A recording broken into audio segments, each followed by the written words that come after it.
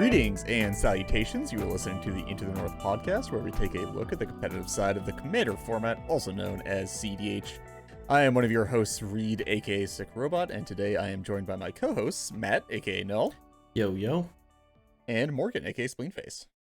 How's it going?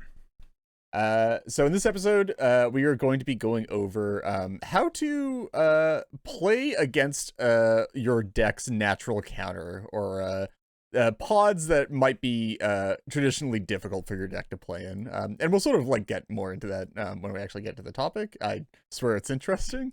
But before that, we have a couple of things to talk about. Has anybody else been up to anything interesting since last podcast? Matt, I feel like it's been a bit. Yeah, I actually have the same kind of update, which is I've just been playing Elden Ring. Well, I'm trying to find time to play Elden Ring. I'm like basically done the game now, and yeah, I don't know. It's been a good time. Nice. Morgan? I have just recently started down a very dangerous rabbit hole, in that I finally got around to installing and trying out Hearts of Iron 4. Oh god, no. No, not more Mill Sims. But I think I'm just not gonna mod it. I'm gonna like that's the line I'm drawing, you know? That's very responsible of you. It is definitely a line that you're going to cross at some point within the next year or so. So I'm not holding out hope, but I appreciate the attempt. As for myself, I've been playing like a lot of Melee recently. I actually started to go to local tournaments, which is pretty fun, and sort of like reconnecting with the local scene. Actually, I have a couple of like high school friends that play Melee in the local scenes. Been going out and hanging out with people. It's good. It's good. It's a good like lead in to like having a social life outside of the pandemic again. If that makes any sense. Nice. Yeah. Which is like probably like very late at this point, but yeah, it's nice to just like have a weekly hangout that I can go to just like hang out and play a game. It's never too late. We should probably like get back to doing CDH nights in Toronto Probably, at some point, yeah. but Yeah, that I keep drastically thinking that, increases and then my motivation to actually play. All right. So without further ado, we're gonna hop into new developments. So first up on new developments, we do have I'm not gonna say it's like. I mean, it's the news is a little bit sad. We can acknowledge that. I'm not gonna. I was going to like not lead into it saying it's sad because like that sets people up to like think it's like.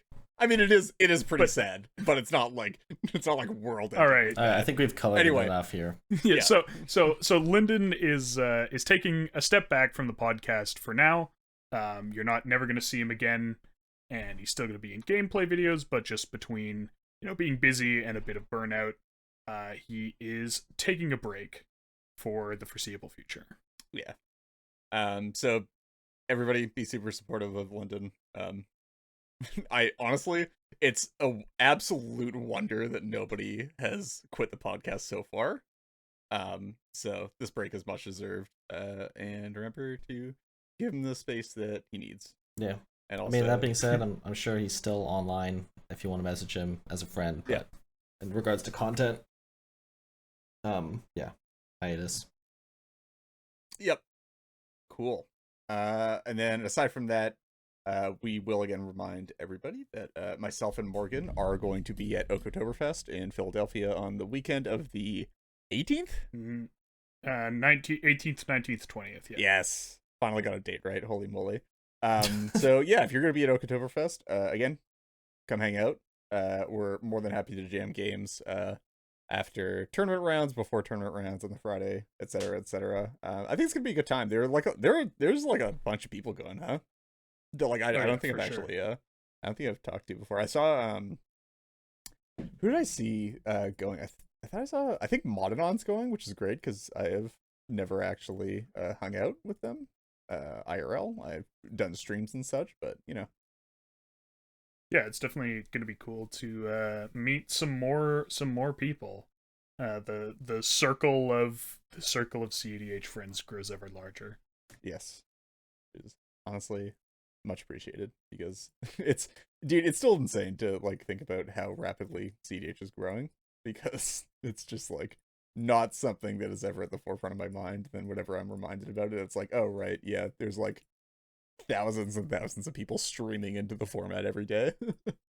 Maybe not every day, maybe like every week or whatever, but tons of people. Anyway, so with that out of the way, we're going to get into our main topic for this episode, which we've labeled here countering the counter, i.e. Basically we're going to be looking at like play patterns around how you should go about approaching playing against either a pod or a specific deck in a pod that is like a quote-unquote counter to your deck, or gives your deck a hard time, or has maybe there are like some play patterns in the deck that are like disruptive to you and make your life harder than you would necessarily want, and like sort of how you can go about recognizing those, how you can go about like solving those without even necessarily making changes to your deck, and then maybe like making changes to your deck as well. But I think that might be a bit outside the scope of this episode.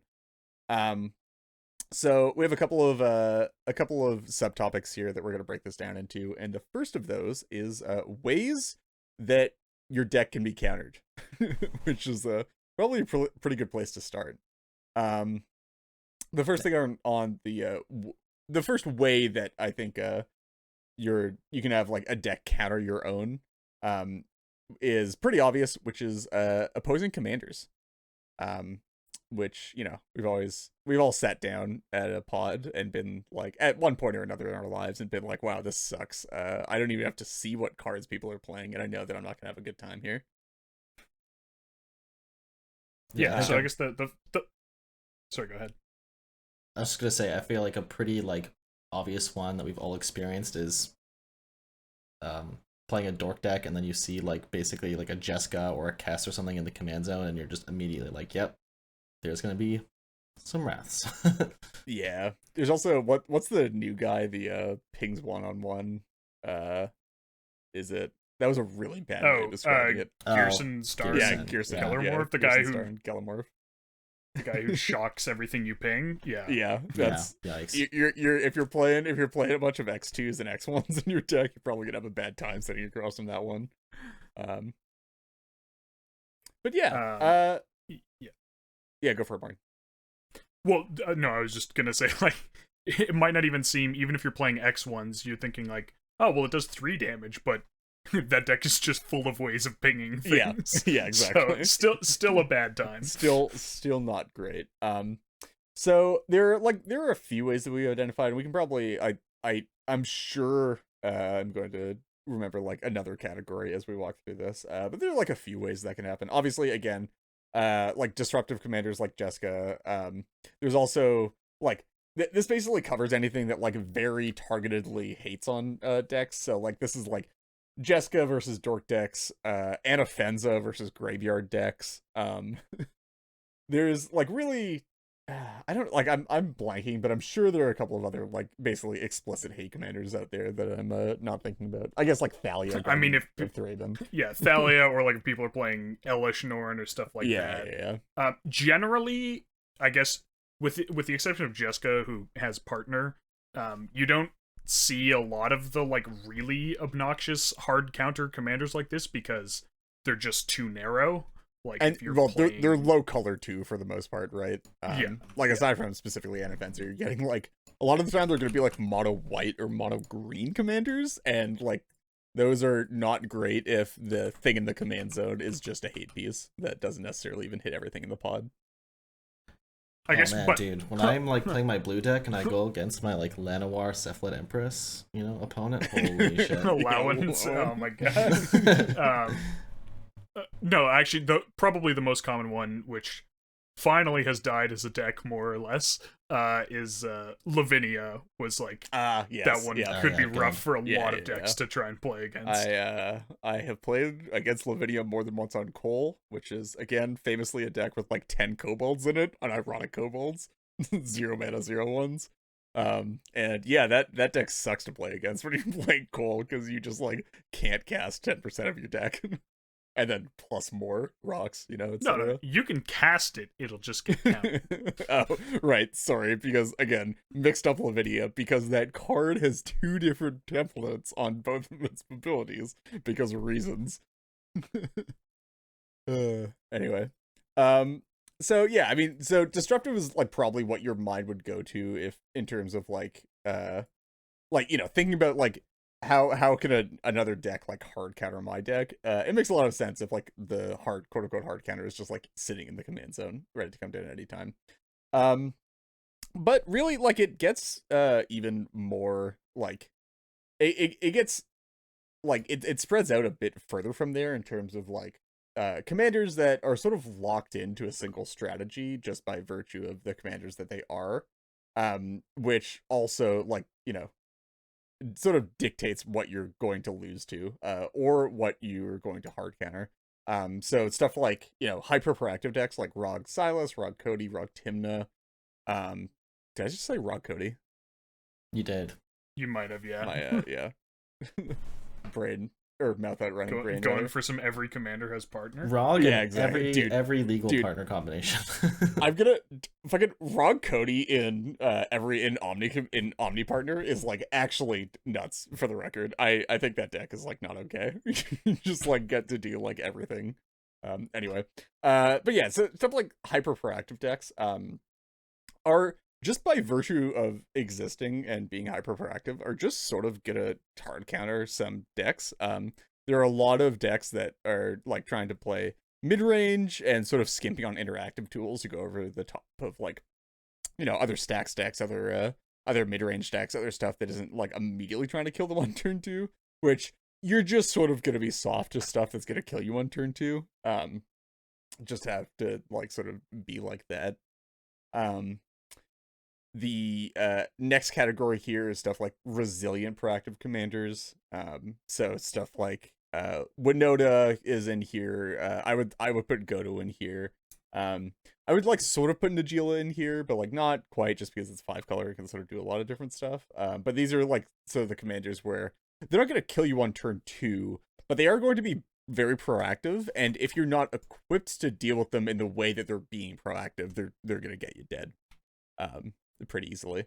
I feel like there are also more in this category that I'm not like registering, but I don't know. I think these are pretty good examples. Like Winota has definitely been like recently the strongest. Yeah. And most prevalent. So. Yeah, definitely in the matchup of Timna triggers versus Winota triggers, one of those is better than the other. Yeah. On average. On average. Yeah. I'm not. Is there even a way that you could stack a Winota deck to like miss triggers continuously, or like are you guaranteed to hit at some point without shuffles? I mean, if you like just don't play humans, you miss. I know. But, okay, like, yeah. But like, sure, like, you could have deck. like all of them clustered together. So, you know, if you have say 18 humans in the deck, only 3 of your I don't know, 13 sets of 6 cards actually have hits in them. But obviously that's extraordinarily unlikely. Just never happening. And then the last category that we have written down here is I guess it's like broader and is sort of like more nebulous than the rest of them, which are decks that like just have an incredible amount of inevitability. Where just like, if you leave them alone for long enough, they're just, like, without even really taking into account much of what's in the deck, they're just sort of gonna kill you at some point. Which I think, like, probably the poster child for this in meta CDH is Kenrith, where, like, if you just let a Kenrith sit and play with some amount of mana for some amount of time, you're just gonna die to it. It's either gonna, like, pump the board large enough that, like, you're just dead in combat, it's gonna draw some cards and do stuff, or it's just gonna like recur hate bears and like meaningful creatures forever until you can just like never deal with them, and then it'll just like murder you in combat, or again through the aforementioned drawing cards. Another one that I think Morgan came up with was Kinnan here, which is also sort of a thing where like you just, if you have some number of fat hits in a Kinnan deck and you leave a Kinnan alone to just like spin Kinnan a bunch of times, like you're gonna die to like a void winnower or like some other like large reanimation target, and as a they're just hall gonna, or like, whatever. yes, yeah. they're just gonna like stack into each other. Also, and, like, cannon eventually is you're just gonna like die to it. constantly getting landed because it costs 2 mana. Yeah, exactly. And it also helps you dump the rest of the mana in your hand once you get it down. And then obviously like we gotta have some meme rep in here. Muldrotha and Yorion are great great examples of this as well. If you leave a Muldrotha deck or a Yorion deck just sort of do its thing for long enough, you're just gonna die. It's like not even like really like an option. It's just sort of more a question of like how long is it gonna take you to get to a point where like you're just sort of dead on board continuously. Yeah, I feel like I've had, of the Muldrotha games I've played in the last few months, or of the ones I've won, some of them it's like, oh, I set up a kitten combo, and then half of them it's like, yeah, so I'm gonna play Pernicious Deed every turn, and everyone goes, yeah, alright, you got it. cool beans. I guess Yisan also fits in this category. Yeah, for sure. I guess just like a lot of I don't know like, about tutors that. in the command zone. No? You just don't think Yisan wins the game? Yisan wins the game unless some of its core pieces have been dealt with, which is pretty easy. Yeah. Well, that's it's fair. like it's a I don't know. little harder now because of like Ashaya actually turns off a lot of the good interaction. That is true, actually. And people are like getting wise to getting out. You know, you find your shepherd or your safekeeper to make it much more difficult. Yeah. But like obviously, to be clear, nothing in this category we're saying like can't have a solution. Oh right? yes, right. But like certainly, you know, you can deal with Kenrith decks. Like you Gilded Drake the Kenrith. All right, well, I guess that, you know, solves that inevitability issue, and you can deal with Yisan. But you know, this is something where you have to be aware of that threat and plan your game accordingly. To sort of explain why these are counters a bit more, it would be that they're typically the engines that they're running under they don't pick up a whole lot of threat in the earlier periods of the game, to the point where like they might be interacted with like once maybe, or like maybe twice before like turn 6. But usually what's happening is this slow build of like, I'm just gonna put this thing in play, and then the rest of the table will usually believe that they can race it in some like manner, and then at some point it becomes like obvious that, oh, we can't race it, and also we've been interacting with each other, and now we're just dead to this thing, right? Which also is sort of like interesting. Always propose to end the game in a draw. And moving on. So actually, I think Morgan, you added this next one as well. Yeah. So the last category is I called it low committal pressure. To an extent, Kenrith could fall into this category, where sometimes you just put Kenrith into play and you put a couple counters on him and then you start punching people. But I was thinking things like Crom or Rafine, where like the decks are still going to have very much defined win cons, but they have some element to them that just lets them relatively easily put pressure on you without having to commit those like win cons to the board and expose them to being dealt with. And just, yeah, like this is typically going to be combat damage, but there are a couple other, you know, axes you could have something operate on, like a Tevesh. You know, you just put out the Tevesh, and if you can't stop it from ulting, then you're gonna, you know, likely eventually lose to that. So just anything where the commander kind of presents a secondary game plan on by itself. To like a lesser extent, I guess Bruce kind of fits in there, but I feel like it's rarely Bruce's combat damage that ever gets gets the game done. That is true. Matt, how much have you played Sarah Ascendant in your Bruce decks? Just a question. Very briefly. Very briefly? Okay. Just because, yeah, it's a fun one. It's a good combo. Maybe, God. Never mind. I'm getting too into the weeds in my own head here. I'm like, wait, can you put a Wingcrafter in Dress Bruce? That sounds terrible. Please don't do that. Anyway, ignore my intrusive thoughts. just cue up the Jurassic Park quote.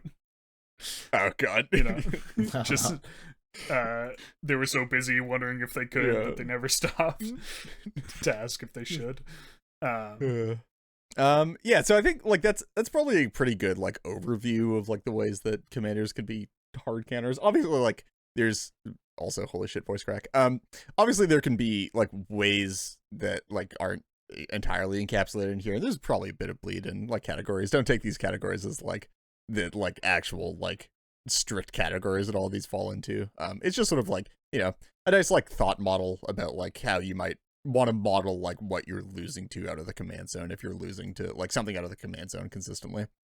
But aside from that, we have the next subcategory here, aside from commanders, which is interactive matchups, or interaction matchups rather, not interactive matchups.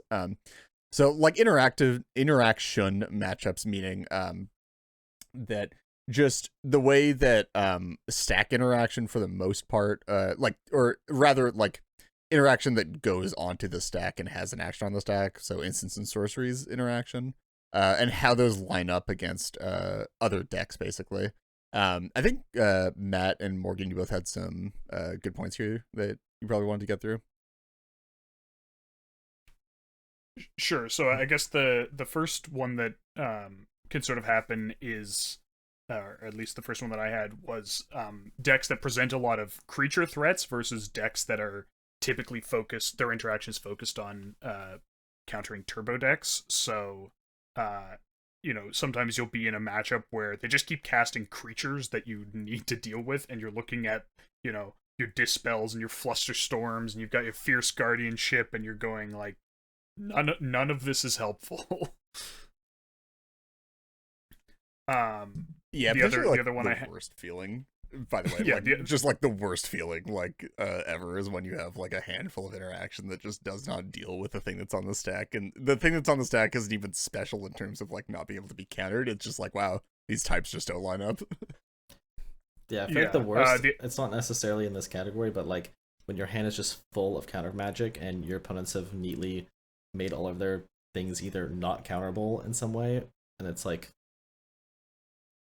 yeah, you feel so clever to have like, you know, just a generic answer to everything in the form of Force of Will, and it's like, wow, it's useless. Yep. Another one here in this category would be board wipes versus heavily board centric decks. You know, it can just be a really a really fine line to walk, where you, if your strategy relies on playing to the board, you feel obligated to, you know, do that and develop stuff. But if you develop too much, then you just get blown out, and so, you know, that makes it very difficult to balance those two against each other. Yeah, definitely.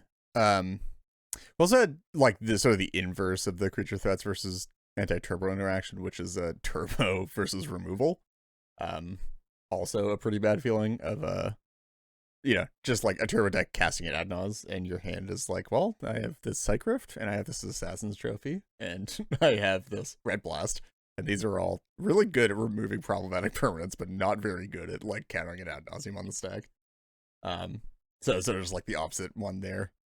And then also just having like a large amount of counter magic versus linear decks that are lean on interaction.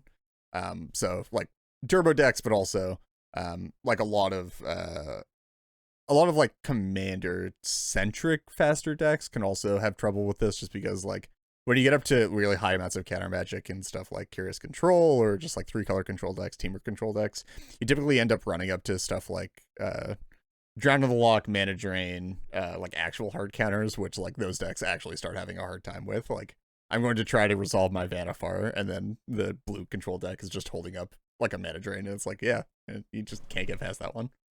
Yeah. Matt? Sure. Yeah. We can just pop into the next category, I guess. Oh, sure. Yeah. So our next one is basically win con versus hate matchups. So when you know, you or your opponent has very carefully decided on this resilient win condition, but it happens that your opponent has exactly what they need to hate it. or the opposite, where Exactly. you have a pretty broad spectrum of hate, but your opponent has exactly the win con that you can't Narrowly really escapes hit. it. Yeah. So I think the first one in this category, and this is something we've talked about a few times, particularly in the context of Winota, is creature combo win cons versus win conless stacks. I understand that Winota is not always a win conless deck; it can play Kiki combos, but typically it's not focused around them. It's just trying to get a big board and hit you, and it can't play any interaction that stops people from cheating creatures into play. So things like pod combos or Yisan or Vanifar are like really, really difficult for that deck to deal with. And they will end the game faster than beats will. And you just can't really play the tools to stop them because they shut off your own plan. Yeah, like to be I think or like as an illustrative example, I was playing in the I should have looked up the name of the tournament before I went to make this reference. Mox Masters. There you go. There we go. Playing with the relatively recent playing with Power tournament. I was playing in a pod where I had a Yisan in play against a pod of 2 blue farm decks and a Winota deck. And the Winota deck was like online, had a Winota in play, had like 2 attackers, and was just like cool. I don't think there's anything I can hit off of Winota that stops us dying here, like in any of these swings. And they went through their deck after the game, and it was like, yeah, exactly this Aven Mind Sensor would have stopped us from dying, and there was not another card in here that would have stopped us aside from like me killing you in combat damage. And I was at like 38 health or whatever, so 38 life. So yeah, definitely these matchups are probably more common than you think they are. The one thing you needed to hit in your Winota deck was a non-human. Yeah. Oh right, sorry. Yeah, they couldn't even hit it. They just found it. Yeah, You can't actually. Sorry, it was actually what it ended up being was the recruiter of the guard into Aiden. Yeah, or like the gamble or something. Yeah. Yeah, that makes it definitely a lot tougher. But yeah, so I think there's some. Matt, did you put a point down for this one? I feel like you did. Yeah, I put down creature versus non-creature. I think this would kind of go a little bit both ways. So like on the hand where like non-creature, if you aren't playing enough to the board, like you can get run over in like a lot of scenarios where your opponents just have like these. I guess it kind of fits into like the low committal pressure category. But then on the other hand, when non-creature is like the hate, so I brought up Kess, like, and you're generating most of your advantage through creatures, then it's Right. definitely uphill. Yeah, makes sense. And then we also have some other opposition here, which is like, first of all, like Turbo Rovla versus Turbonauz. Oh my god, is that a bad matchup? If you're playing a deck that's just looking to like crypt out a Rovla on turn 1 or like a Deafening Silence or something, that gets real bad real fast for Turbonauz decks of most kinds. And then also the classic Oof versus Rock decks, which is actually, I feel like that one's probably, it's weird. It feels like that specific counter is viewed to be probably softer than it actually is because people evaluate it based on matchups that don't actually represent the counter, if that makes sense. Where like I think people probably evaluate Oof versus Rocks on the axis of Oof versus like Blue Farm or like high color decks that like play Rocks and Dockside as part of their Mana Acceleration suite. Which I feel like isn't actually what the Oof counters. Like I feel like the Oof counters like the artifact reliant decks with like you're playing like artifact win cons, you're playing like artifacts with like utility activated abilities, not just like fast mana and signets. I don't know. I feel like my when I heavily invest into rocks specifically, my outlet's gonna be like Thrasios or something. Right. Yeah, I mean, I think like this is it's a little bit a symptom of the subtle effects of Thassa's Oracle, where Right. like it's an unfortunately easy pivot for a lot of these decks to just be like, cool, well, I have, tutors, so even though I don't have much mana, I can still just assemble this super cheap 2-card win con. Which definitely makes artifact, or I guess what it does is it makes rock decks less dependent on artifacts, which makes the hate for them just feel less effective against the artifacts than it actually is. Even though it's extremely effective against, like, I mean, it's very unfortunate because particularly against lower color artifact centric decks, it can be just absolutely backbreaking. Oh yeah, and just, against the higher color ones, it's not nearly as effective. And it's a bit unfortunate in that the hate is good against the worst decks. Yeah. It's actually interesting because as well, like you'd actually see the opposite effect that Oof has on a deck from Blue Farm, which I would say is Teamer Malcolm, where it doesn't affect the game plan so much, but it does affect the win con. And like, oh my lord, does Oof make that deck awkward to play if you don't have like the out immediately, or if you don't have like access to like the Niv or something. Because like suddenly you're playing 2 commanders that don't do anything, and then your core win con is also turned off. So yeah, I feel like if WinCon still got hit by Oof, or if good WinCon still got hit by Oof, would probably be a lot better. But anyway. Cool. So that was our basically subcategory on like the ways that you actually end up with counters decks. Obviously not an exhaustive list, but I feel like this is probably a good starting point, or at least like a good core for sort of evaluating how you might be losing like before the game even starts to certain decks. But we are now getting into the actual dealing with those problems, not just identifying them. So this is the just like, picking your plan versus these decks, and like sort of before the game even starts, having an idea of how you need to play the game in order to maximize your chances against a deck that might be like countering yours, or you might have a typically hard time with. So I think like the first thing that you really, really, really need to do is like actually, again, look at the category that we just went through and like consider what axis the counter is actually affecting you on. So like, is it the commanders that are the issue? Is it a specific subset of the cards in the deck that are an issue? Or does the core game plan of the deck just affect you too much? You have to like try to get under it, all that kind of stuff, and like take all of that super heavily into consideration before asking the questions that we're about to get into. So Matt, do you want to do the first one here? Sure. So the first question is, do I need to get under them? So I feel like that kind of relates a little bit to like the inevitable category. So if you feel like you're playing against a commander who's, or presents kind of inevitability, like, do you need to go faster than them? And I guess the same also applies to Turbo in some sense, right? Like, do you need to be faster than them? Yeah, or even if you're playing as like a faster deck, like even if you're not playing Turbo, but you're playing like a deck that has access to like faster wins, like maybe you need to try to get under the stacks deck that's countering you. Like if you're playing against like a Turbo Rule of Law deck, it could be, I'm not saying that it is, but like it could be that your best answer to that is just to try to get under them and just try to kill them, or like get an overwhelming advantage before they can get the thing in play that stops you.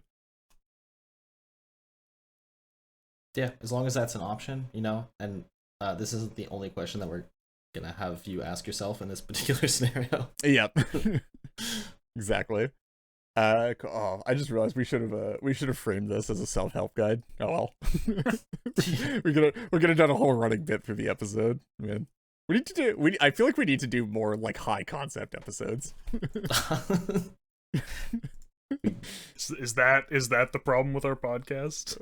Oh, no. It's not a problem. I'm just saying we should do more of it, because then we would lose even more listeners, but we'd have an even more dedicated core listener base.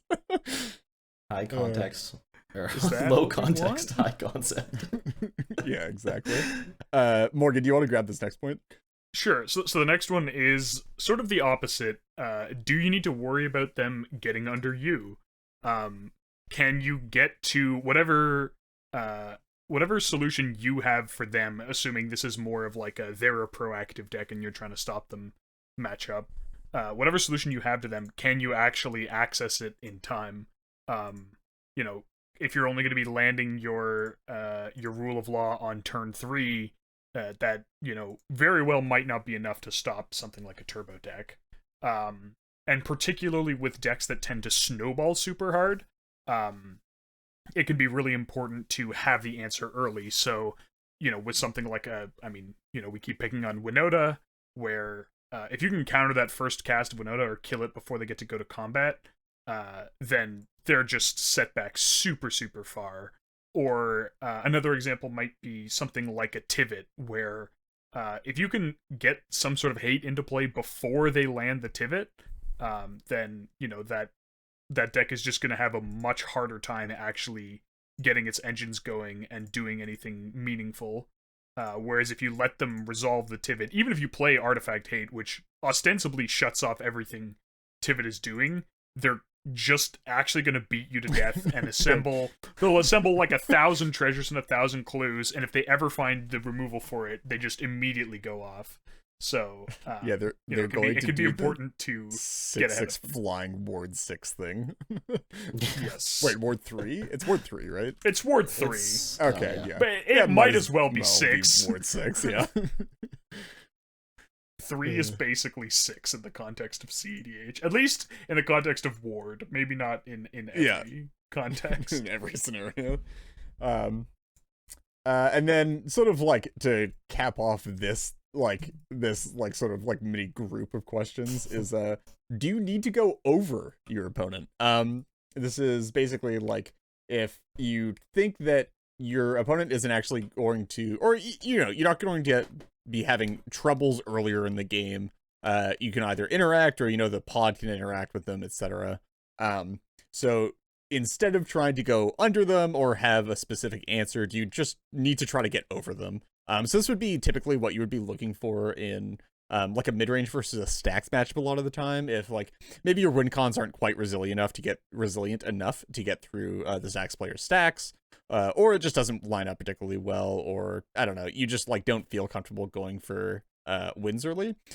This can sort of represent like sort of the strategy that you would take into those matchups, where you're, instead of trying to go for a win earlier or win through them, you have to like try to build up an advantage over top of that stacks deck, or maybe it's another mid-range deck, etc.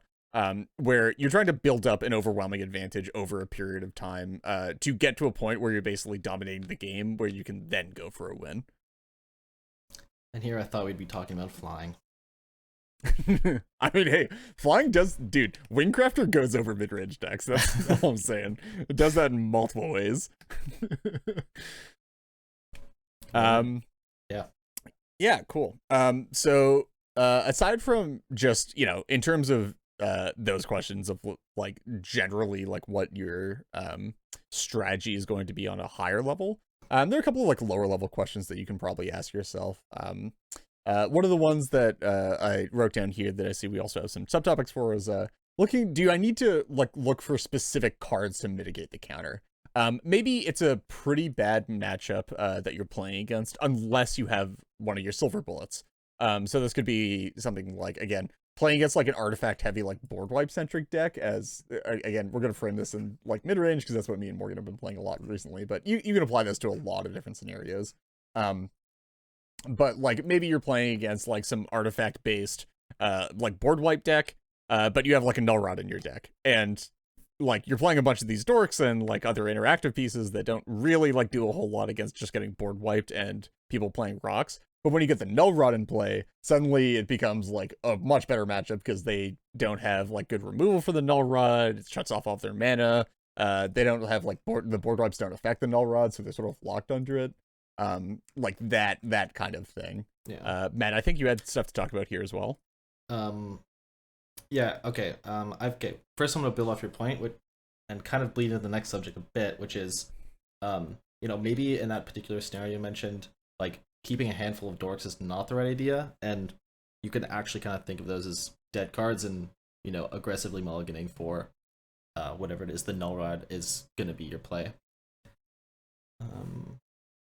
Kind of, I guess, picking your plan out of the gate, but we'll get more into that. So the kind of inverse point is like, if you were playing like a stacks heavy deck, like are there lock pieces that would actually result in a bad scenario? And that's, I mean, that could be for a multitude of reasons. Like for one, like you could be playing a lock piece that doesn't affect a deck that would, typically is your counter, but affects your other opponents, in which case, like, you don't really have a plan going forward. Like, you can't really be political with the people who are also getting countered. Yeah, that's kind of the point. Yeah, totally. You'll see this a lot of the time in like there'll be like hard stack decks that are, or like rather than like hard stack decks, like specifically you'll see like turbo rule of law decks that sometimes will be in a pod with like multiple decks that are trying to like sort of go over or like have a good value case and then like one turbo deck. And a lot of the time in those matchups you'll actually see the decks just like completely avoid like actually going for a rule of law and just sort of like leaning on the rest of the table to have blue interaction, and then like trying to play for pieces that instead like affect the decks that are trying to go over them without hampering their ability to interact. Yeah, speaking of playing against rule of law, turbo rule of law, you should probably evaluate your ability to get out enchantment removal. Yes, that too. Cool. And then we have another category here as well that I know actually I didn't like write this in anywhere, but it is actually something that I've noticed is that Morgan, you're actually probably one of the best players that I know at like playing for this like strategy or this plan or this like win condition in a lot of matchups where like you can be like very disciplined about just sort of not going for specific strategies in certain games at all and just like sort of completely eschewing them for another like totally different strategy that might not even be the primary one that you'd usually go for. Maybe, I don't know. I feel like sometimes I'm not flexible enough. Like I abandon plans too quickly. But, just chew through them, sure. Like definitely in playing Rafine, there have been a bunch of games where I've been like, yeah, I'm just not trying to reanimate anything, and then I've after the fact been like, so I definitely could have reanimated things.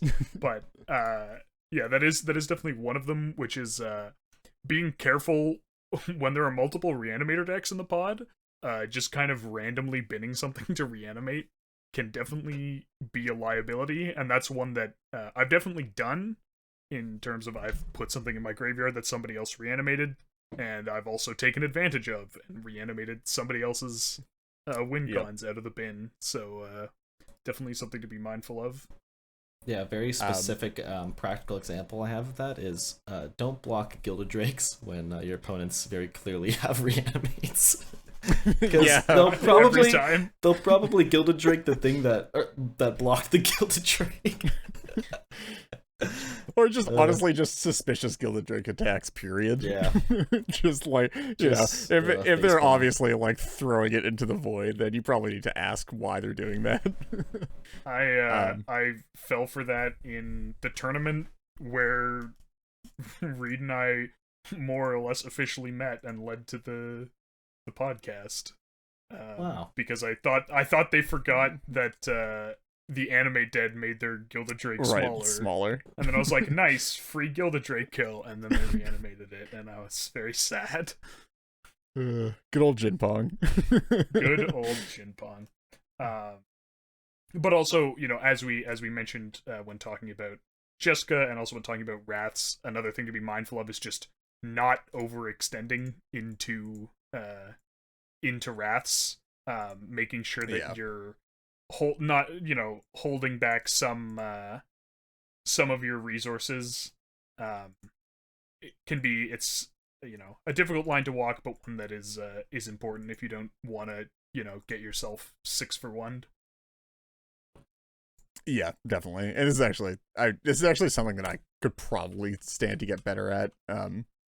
Just in general, just sandbagging stuff that like there is like pretty obviously going to be repeatable removal for, or like mass removal for, over the course of the game, and just holding on to it for a couple of turn cycles until that that like you can actually stick something. Although I did have a pretty legendary game where I sandbagged for like 5 turns around the potential of an opponent having an Elish Norn until I could get my own Elish Norn and develop stuff, but anyway. Yeah, and then yeah, I mean, obviously, just like avoiding playing into onboard hate. So this is just stuff like, if there is a Jessica in the command zone, you're gonna have to mulligan for not creature stuff, or like that you're getting into a game with like wrath heavy pods. It's not just not overextending your board, it's potentially in mulligans like looking for stuff to do that is not affected by what you think you're going to be hit by over the course of a game. Especially like this also applies in the other direction, where if you're playing like blue farm and for a fact that the table is going to have oofs as their like primary form of interaction with you that's not on the stack, it's typically a pretty good idea to like go for hands that like get a quick crom down, get a Ristic Study down. Don't rely too much on like having artifact mana over multiple turns to do stuff, and like maybe just like looking for hands instead that abuse fast like non-artifact mana to go do powerful things. Or even just like you can play hands that abuse artifact mana, but like you might just want to do it and use, especially when you have non-recurrent sources, just use them for value early.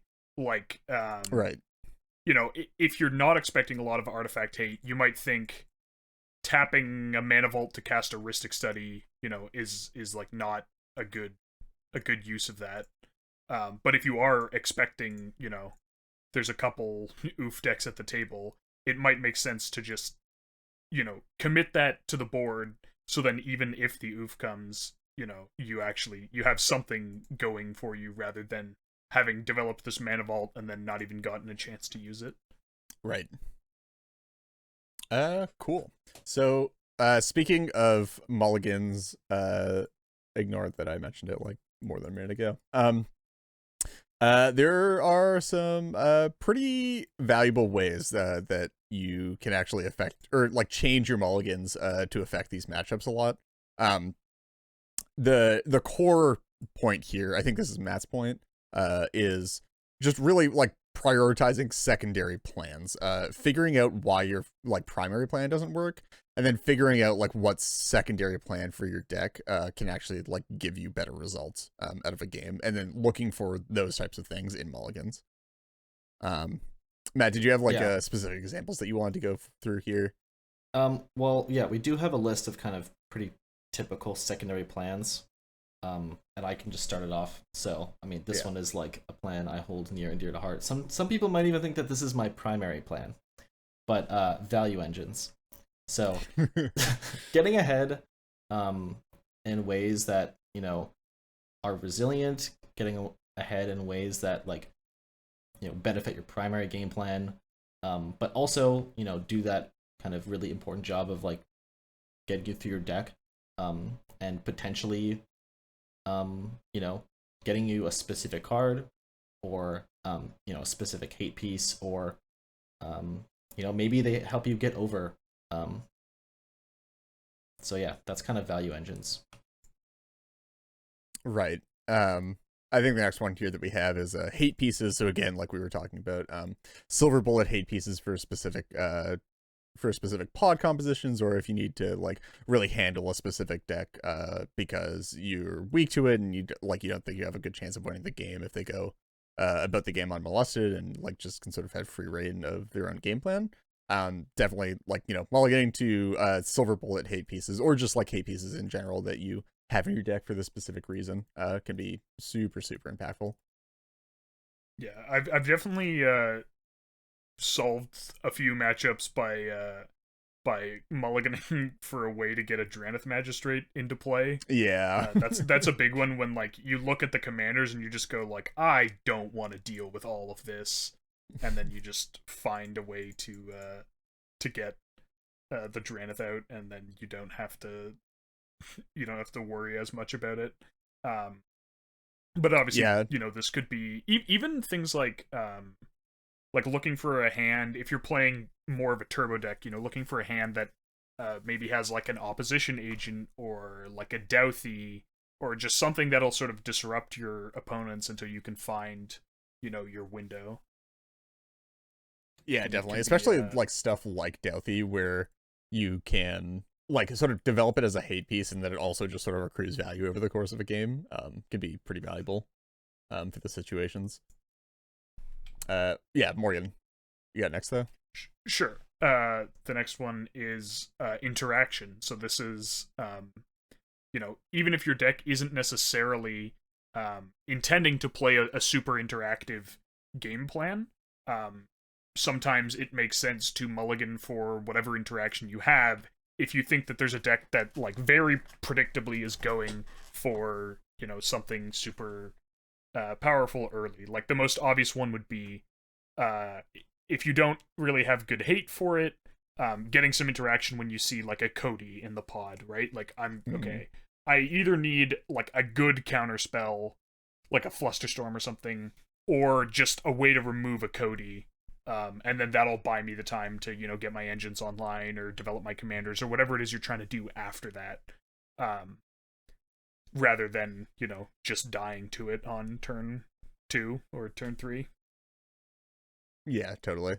There's also like, yeah, tuning interaction is like super important as well here. Like a lot of the time, like looking for specific breakpoints in your interaction suite as well in specific matchups in terms of like what's the mana requirements for this. Can I afford to like keep a hand with like a Fierce Guardianship versus like 1 mana counterspell that I need to hold up for the entire game? Like, is it more valuable that I have a counterspell on like turn 1 potentially, or have a counterspell for free after I develop my commander on like turn 2?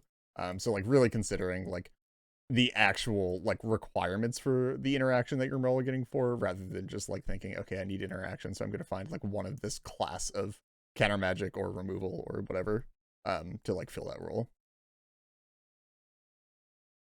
And then yeah, Matt. Yeah, I think the last one here is I feel like I don't necessarily know how to like describe like the compromise you're making here, because so the point is win conditions, and it's kind of funny to think that like you're shaping your mulligan to prioritize a secondary plan, which ultimately is how you win, right? Like maybe your deck I mean, it's kind of weird to say that like your deck wouldn't just be outright like trying to win the game as its primary plan, but maybe Yeah, like but yeah, but maybe I don't know. You're playing like stacks, and like really, your the viability of winning typically is because you've locked the board out. Where now like your secondary game plan is I have to somehow become a fast deck. And I guess that means like well, first off, straight up outright keeping your combo pieces, or maybe prioritizing fast mana when that isn't typically like right, or well, prioritizing like a lot of fast mana when that isn't typically how your deck wins. yeah, definitely.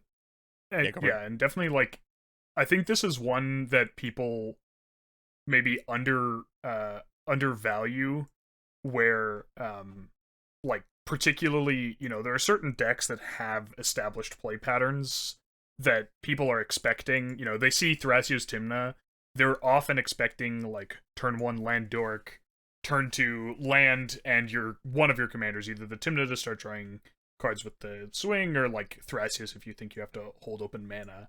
But like sometimes you just have a hand where you go like, cool, turn 1 land dork, turn 2 land neoform my dork consult, cool, like gotcha. And if people people can it's a double whammy, because not only are people not holding interaction for you expecting you to win, they're not holding interaction because they're expecting you to be the one holding interaction for the really proactive decks. Yeah, exactly. So they're like double likely to not have the interaction. Yeah. This is also like, you know, just applicable in like honestly like anything that isn't just like turbo. Just like a ton of decks out there just like don't super prioritize the win cons and mulligans, and like it's such a level up in like power of like tuning your mulligans to matchups to realize that like a lot of the time like I feel like typically like there's sort of like this like skill curve of like initially like you first get into the format just learning, you're like, okay, right, so I just mulligans to the things that win me the game, right?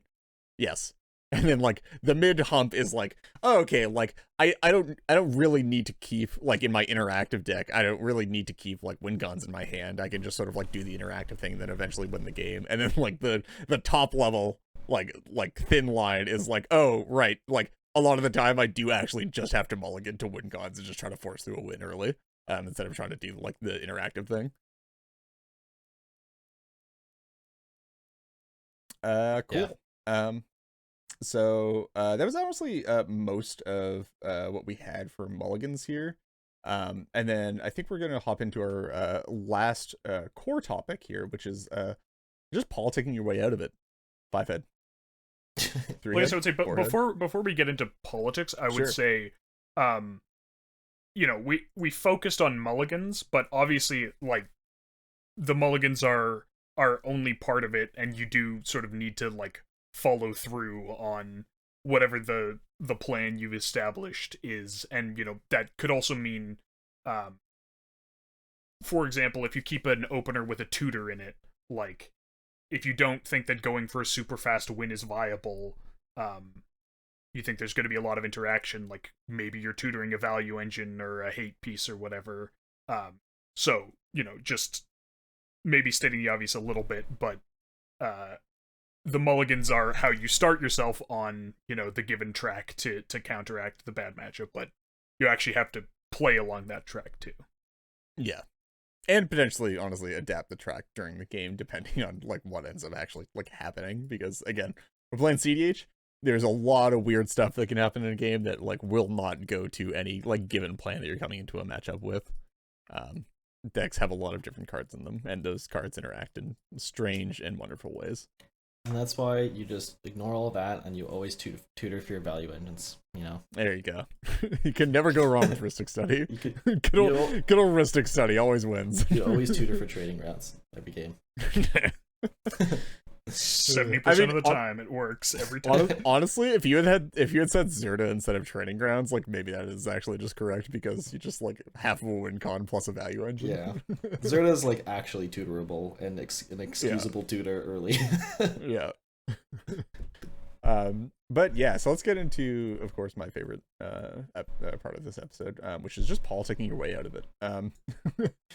Realistically, a lot of the time, bad matchups get a lot less bad when you can identify ways to make the rest of the table, not make the rest of the table play, but like influence the rest of the table to play in ways that make it less bad for you, which includes, you know, like obviously directly affecting the play pattern of the deck that is countering you, but also affecting the play pattern of like other people in the pod in order to actually like help you in some ways that like also help them against the deck that counters you. So like the first thing really to like figure out here when you're looking at like politicking your way out of a bad situation or out of like being like hard countered from turn one is honestly you just sort of look around the pod and see if anybody else is in the same boat. If somebody else is in the same boat of like you're both playing reanimator decks and you're playing against an Anafenza in the command zone, maybe you can have some talks and be like, hey, like we might be able to like work together on this axis a bit to like stop us from just like completely losing the game on the spot once this thing resolves, and then like we actually play the game after that. Yeah, you know, you could just declare banana bread. Have we actually like ever educated our listeners? I'm pretty sure at least so. once. It's out there.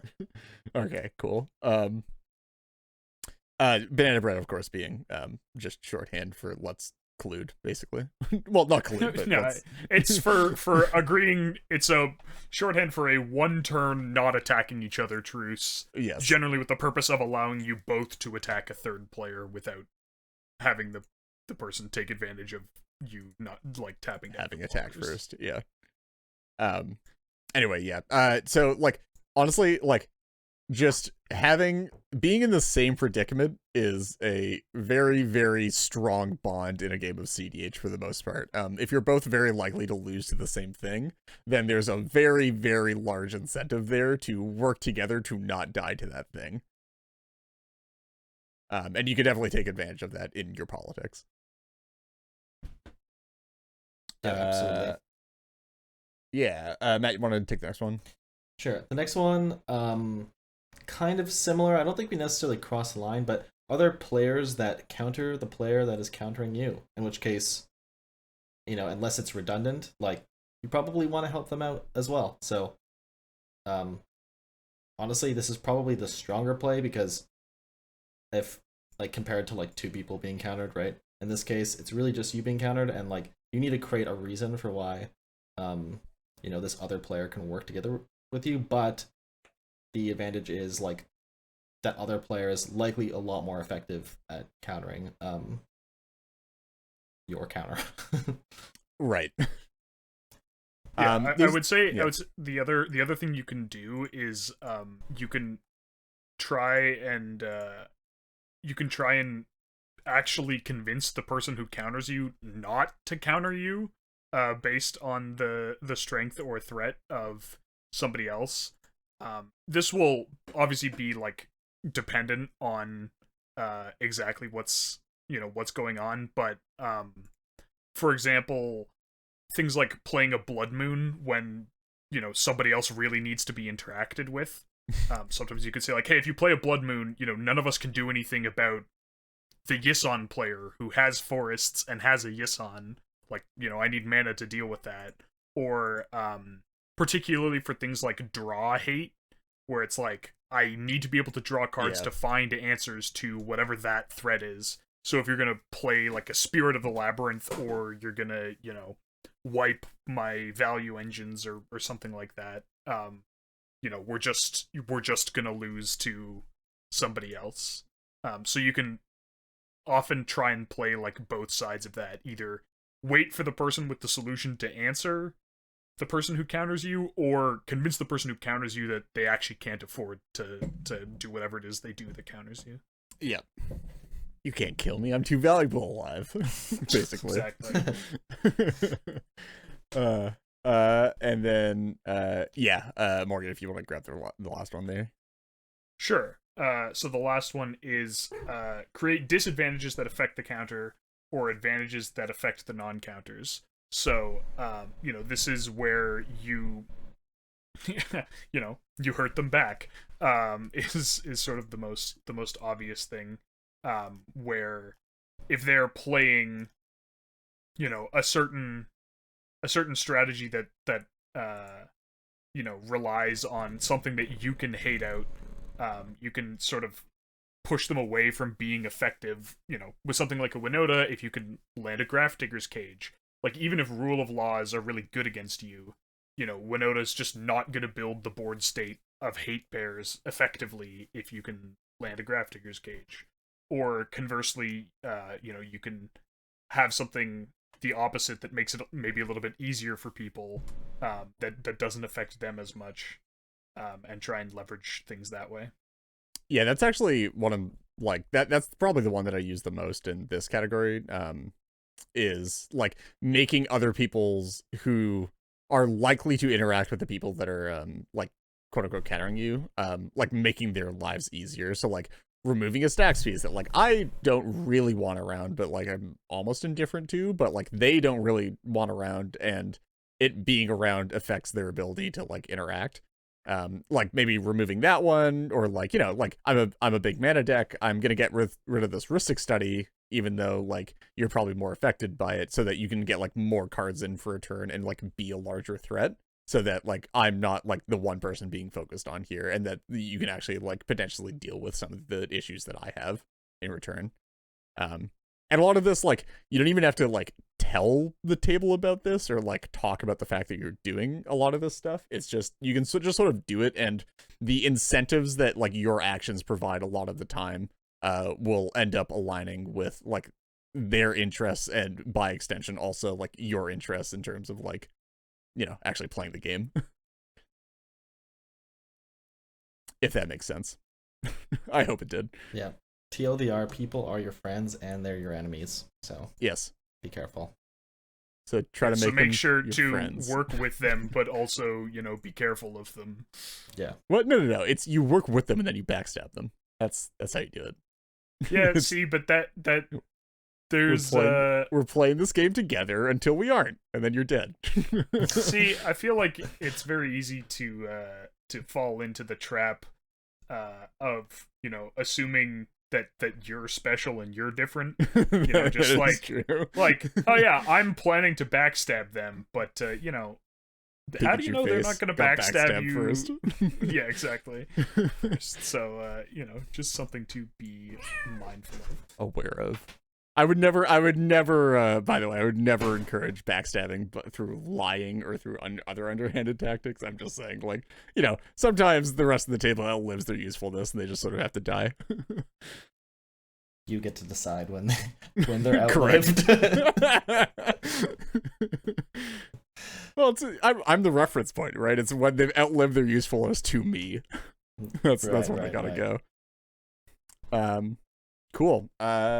That's actually almost basically the end of our main topic here, unless y'all have closing thoughts on it. No, I think we covered it pretty well. Cool. So in that case, we are going to move out of our main topic and into everybody's favorite section of the podcast. Gut check. Gotcha. Nice.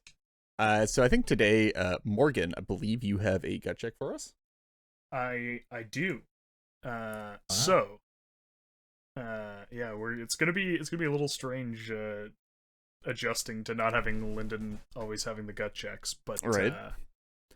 So my gut check is: has it already happened? And if it hasn't, how long do you think it will take for the power level of modern CEDH decks to eclipse the ceiling of Flash Hulk?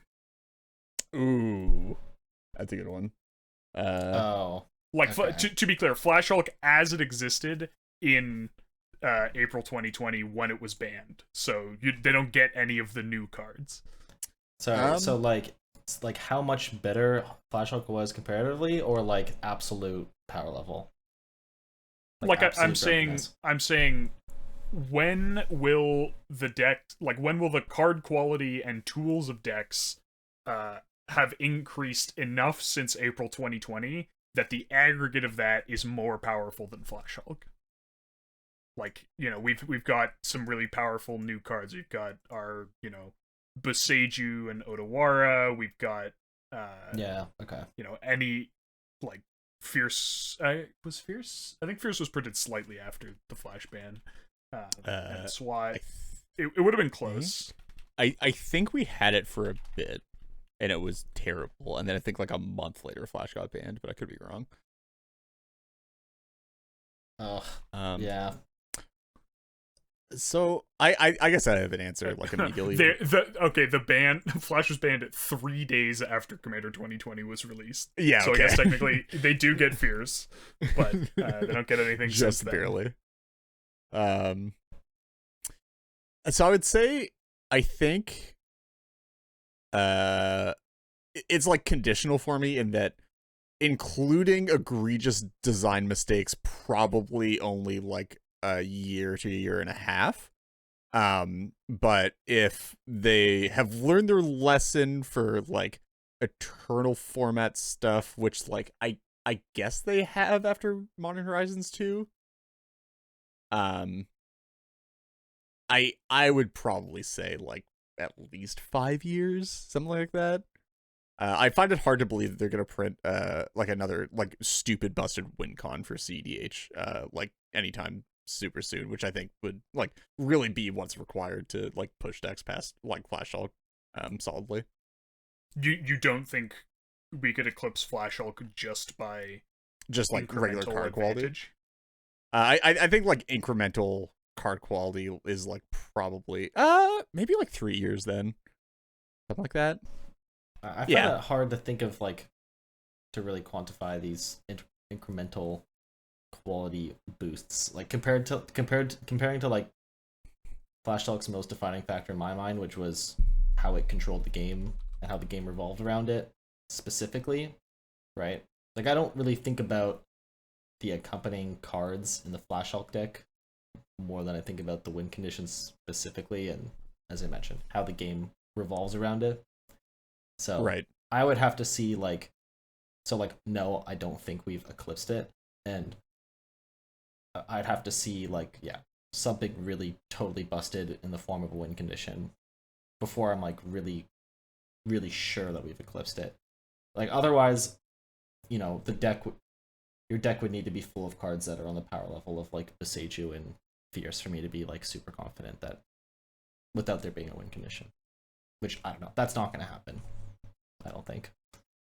I mean, it'll happen eventually. They keep printing those cards. Yeah, well. So you're like 5+ years, Matt. I mean, sure, 5+. If that's our cap. Just so yours is just max. It's like it'll take a long time. Just max years. Yeah. So I guess like Morgan? you would say you don't think it is like gonna happen by incrementation in a reasonable time frame. You think they're gonna have to print something crazy? Yeah. Okay. I think we're actually getting relatively close. It's a little bit hard for me to say because I think some of it is legitimately just optimization that has happened post Flash Hulk, or like the cards in decks have changed to fit a new meta.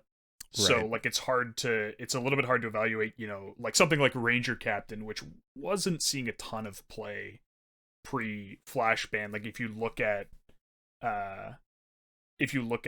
like Flash Hulk as it existed, if you were to transpose 2020 Flash Hulk into the current meta, you probably wouldn't play Negate, even if even though it is still like legal and you're not just replacing it with like better newer counter spells like Offer You Can't Refuse. Right.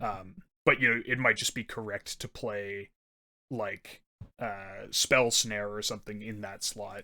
So it's a little bit hard for me to say, but I don't actually think it'll be too long before the increment of new tools will give us decks that at least could stand toe to toe with Flash Hulk. So you would say what?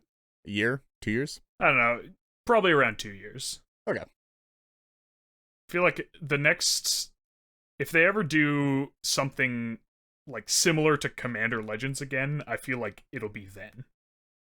Sure. Like a second Commander Legends would do it for Well, me. okay. I mean, yeah. we got second Commander Legends, but third Commander Third- Legends. No. Well, No. But like actual. full-fledged. No. I mean like a set yeah. like Commander Legends Sure. in terms of like it has some extremely powerful effects and some new commanders that are like actually good. I don't mean like a set called Commander Legends. Sure.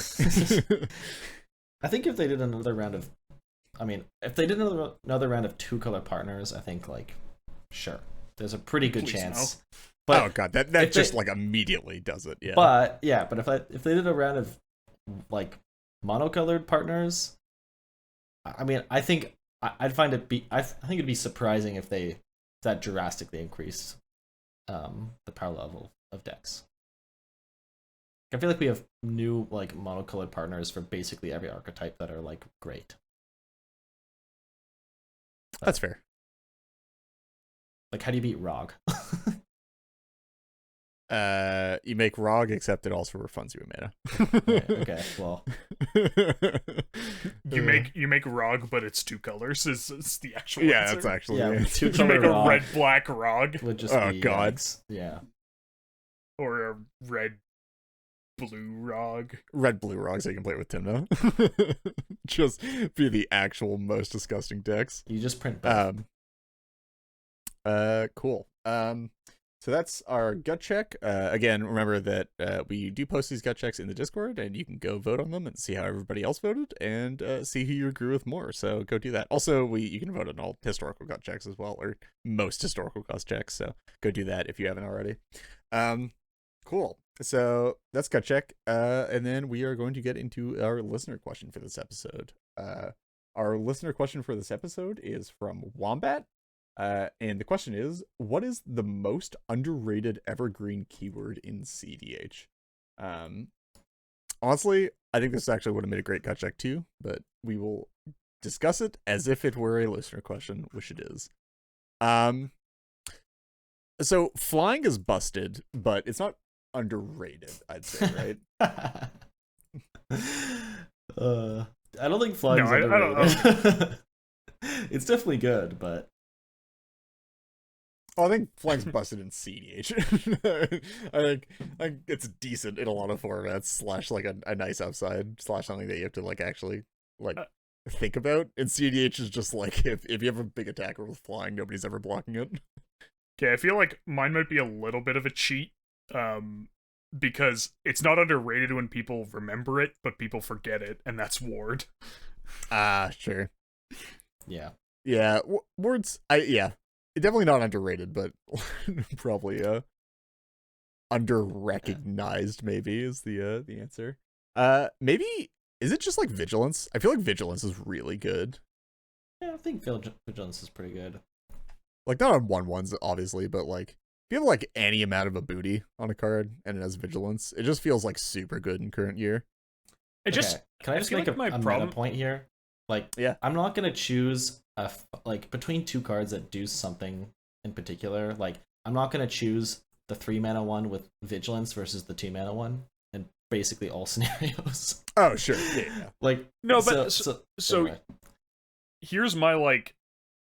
I've played for a long time. I've played a commander with a good sized booty and Vigilance, and it really in Hullen, who is a 2/4 with Vigilance, it has not felt particularly impactful. It's also like a board-based like, deck with Vigilance, though, right?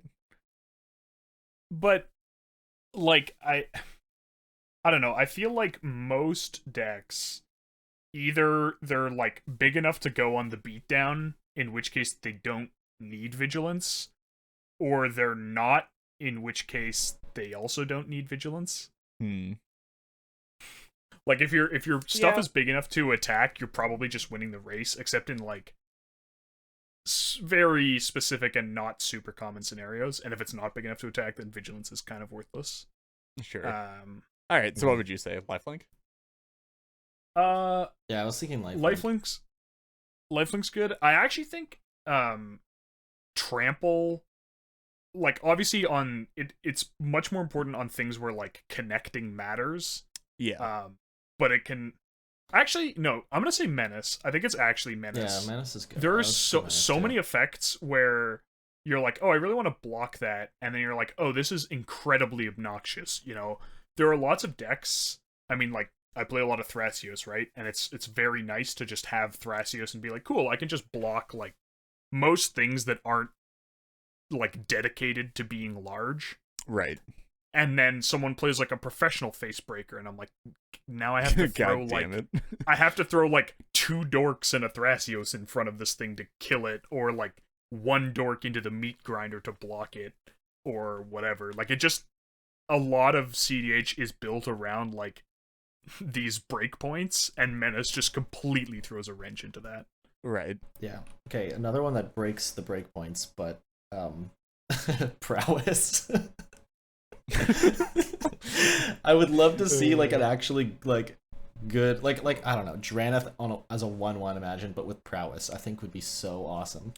I mean, all I'm hearing is that you just need to play more Harmonic Prodigy decks. You know what? I like that idea. Dude, Harmonic Prodigy and Veyran. They just those do the prowess thing. Wow. I mean, I guess Veyran does like way more than prowess, but Hey, this is why we have gameplay now. exactly. So I can show off cool. I can show off my prowess stack. Yeah. Okay. I think probably Lifelink and Metas probably make the most sense in terms of like evergreens. Obviously prowess, but like I don't think anything actually has prowess. Just like if something actually had prowess. Yeah. I mean, I've seen the very occasional person get blapped by an Elsha. That's fair. Yeah, true.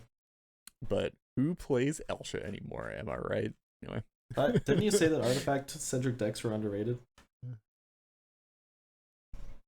Wait, I did? I don't think so. I think it came up, yeah. No. I said that they got better by oof. Oh. I didn't say they're underrated. I guess I meant they're like they're not evaluated to be as shit on by oof as they actually are. Which is potentially like the exact opposite. Anyway. Cool. Cool beans. I think that's our episode for today. There's some good stuff in there. Basically 2 gut checks, good content, and a nice topic. Yeah. So I think we will about wrap it up there for this episode. If anybody would like to reach out to us with any questions, comments, or concerns, you can contact us on Twitter at Into the North Pod, via our email at intothenorthpodcast@gmail.com, or on our Discord server, which is in the description for this episode. An extra special thanks to all of our patrons who help cover the expenses for our show and allow us to work toward improving the quality of the podcast. Oh boy. If you too would like to become a patron, we're at patreon.com/intothenorthpodcast. Another way you can support us is via our TCG Player affiliate link. Anytime you want to purchase something from TCG Player, if you use our affiliate link, which is in the description as well, a portion of your purchase goes towards supporting the podcast. Thank you as always to the band Vox Cadre for our lovely podcast music, and to Nate Slover for our equally lovely podcast logo. Next episode will be out in 2 weeks. Until then, see ya. Bye. Have a good one.